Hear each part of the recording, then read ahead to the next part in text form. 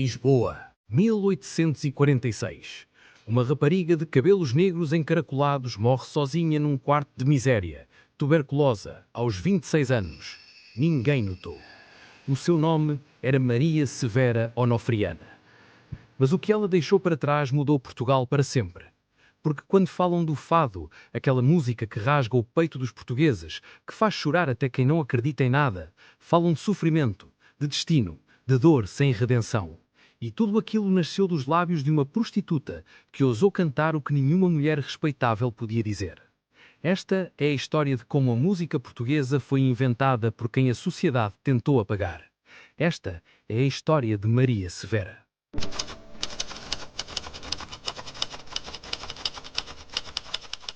Maria Severa Onofriana nasceu a 26 de julho de 1820, nos Anjos, Lisboa. Não há certidão de batismo que a reconheça formalmente, como se desde o princípio o Estado português a negasse existência. Seu pai era Manuel Severo, um homem de etnia cigana, natural de Santarém. Sua mãe, cuja identidade histórica nebulosa, era mulher de vida, aquilo a que se chamava prostituta. A barbuda, diziam alguns. A história não preservou seu verdadeiro nome. Lisboa, em 1820, era uma cidade que se partia em dois.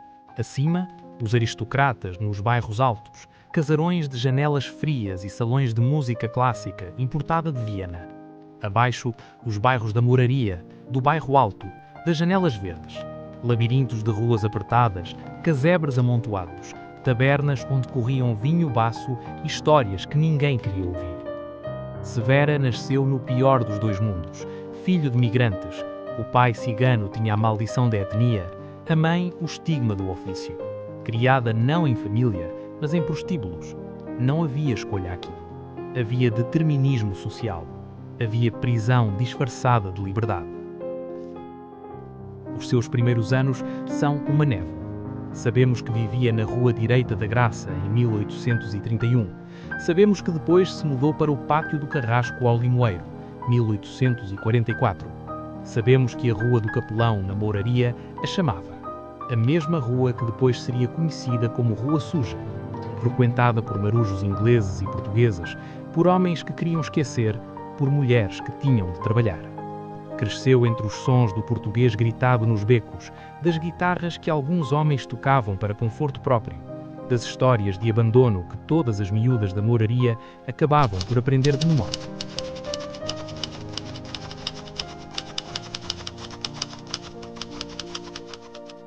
Por volta dos 15, 16 anos, Maria Severa tornou-se aquilo que a lei portuguesa oficialmente reconheceria em 1844. Uma prostituta registada no governo civil, proibida de andar nas ruas respeitáveis da capital. Essa era a lei. Essa era a marca. Mas ela tinha algo que não se pode registar: voz.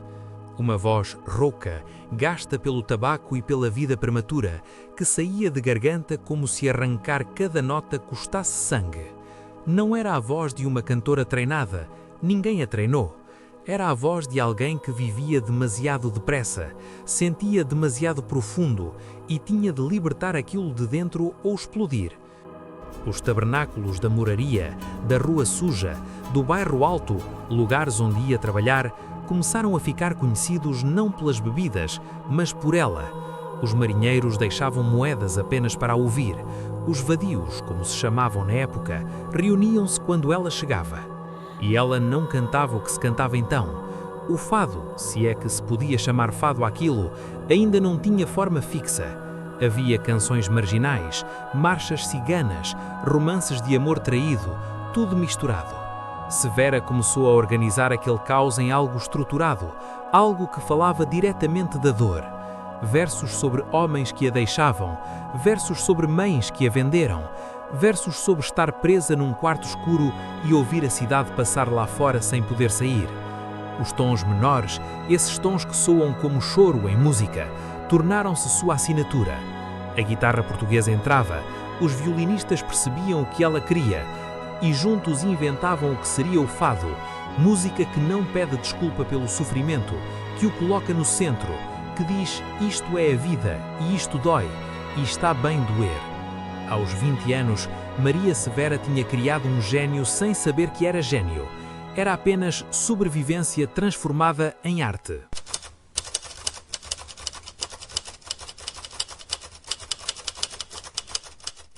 Por volta de 1835-1840, a fama de Severa começava a ultrapassar as barreiras sociais. E não por acaso, entrou em cena um homem que abriria portas. Francisco de Paula de Portugal e Castro, 13º Conde de Vimioso. Toureiro, aristocrata, homem de 40 e poucos anos, contudo, título, dinheiro, status social inquestionável. Segundo a lenda, e temos apenas lendas, porque a história oficial nunca registou isto adequadamente, o conde ouviu Severa cantar numa taberna. Pode ter sido acidental, pode ter sido procura deliberada, porque até os aristocratas ouviam boatos daquela rapariga que cantava como se o próprio coração lhe saísse pela boca. Ficou enfeitiçado. Essa é a palavra que os contemporâneos usaram. Enfeitiçado. Como se o conde perdesse a razão ouvindo-a. Começou a levá-la às touradas, transgredindo completamente o protocolo. Uma prostituta, uma mulher da moraria, nos palcos onde se sentavam as esposas dos nobres de Lisboa, era escândalo, era impossível, mas o conde tinha o poder de fazer o impossível parecer aceitável. Mais importante, através dele, Severa ganhou acesso aos salões aristocráticos, não como convidada, não como igual, mas como atração. Os intelectuais de Lisboa, escritores, músicos, boêmios que frequentavam as tertúlias da época, podiam agora ouvi-la sem descer aos bairros perigosos. E é aqui que acontece algo fundamental: o fado deixa de ser música de prostíbulo e torna-se moda entre a elite. A boêmia lisboeta abraça-a. Os intelectuais começam a transcrever os seus fados. As guitarras das tabernas começam a ser ouvidas nos salões. Severa não sabia que estava a mudar Portugal. Sabia apenas que tinha um homem poderoso que a protegia e que a deixava cantar. E talvez, é a especulação romântica, mas permissível, que o conde realmente a amava. A lenda diz que sim, que a obsessão era real, que enquanto ela cantava, ele simplesmente se perdia. Esquecia-se de tudo, da sua posição, das suas responsabilidades, da impossibilidade daquilo tudo.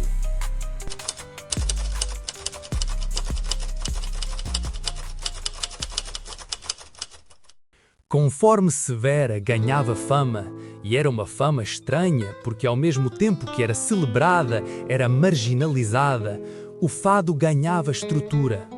Ele começava a ter características reconhecíveis, a guitarra portuguesa em acordes menores, o corpo balançando. Ela inventou aquele movimento, aquela forma de dançar enquanto se canta, que parece sofrimento corporificado. Os temas, saudade, abandono, traição, morte prematura, resignação diante do destino. E aqui é importante notar: isto não era artifício, isto era Severa a transformar a sua vida em música. Cada verso era verdade, cada lágrima no palco era lágrima real. Toda a gente o sabia. Os aristocratas sentavam-se em silêncio absoluto quando ela cantava. Não era entretenimento, era confissão. Era alguém a abrir o peito e mostrar os órgãos internos ainda a bater. Outras mulheres começaram a cantar como ela, aprendiam com ela, copiavam-na, evoluíam. A Severa tinha feito algo sem planejar, criou uma linguagem que toda a gente de repente percebia. Porque toda a gente sofre, toda a gente é abandonada, toda a gente sente que o destino a controla. O que Severa fez foi dar permissão. Disse ao povo português: está bem estar preso nisto, está bem este sentimento irremediável. Não é fraqueza, é verdade. E Portugal inteiro, principalmente a Lisboa onde vivia, sentiu-se compreendido.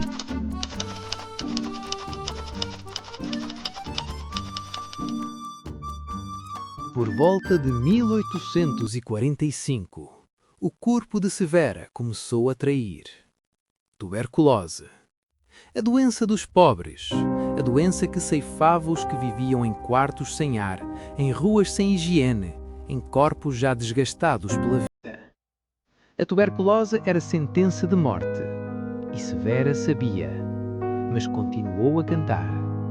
Há relatos de pessoas que a viram nesta época, mais magra, mais pálida, tossindo sangue, mas continuando a cantar, como se cantar fosse o único ato de resistência que lhe restava.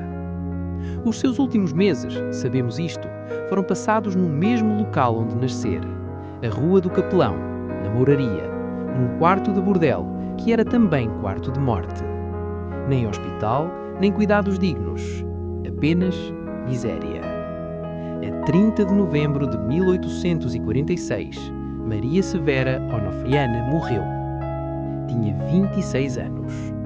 Segundo o registro de óbito, apoplética e sem sacramentos. Nem última confissão, nem reconhecimento religioso. Morreu como viveu, à margem, despida de dignidade legal. Mas as suas últimas palavras, e aqui entramos em lenda, porque a história oficial não documenta isto, mas a tradição oral portuguesa o preservou, teriam sido: morro sem nunca ter vivido. Há ironia nisto, claro, porque ela tinha vivido, intensamente, dramaticamente, deixando marcas que duram até hoje. Mas compreende-se o que quis dizer. A vida lhe foi negada. O direito a existir respeitavelmente, o direito a viver sem prostituição, sem tuberculose, sem morte aos 26 anos. Isso nunca lhe foi dado. Foi enterrada numa vala comum, sem caixão, no cemitério do Alto de São João, como se a morte pudesse apagar aquilo que tinha feito em vida. Spoiler, não conseguiu.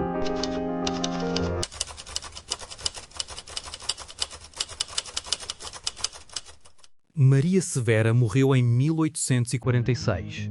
O filme A Severa foi feito em 1930, 84 anos depois.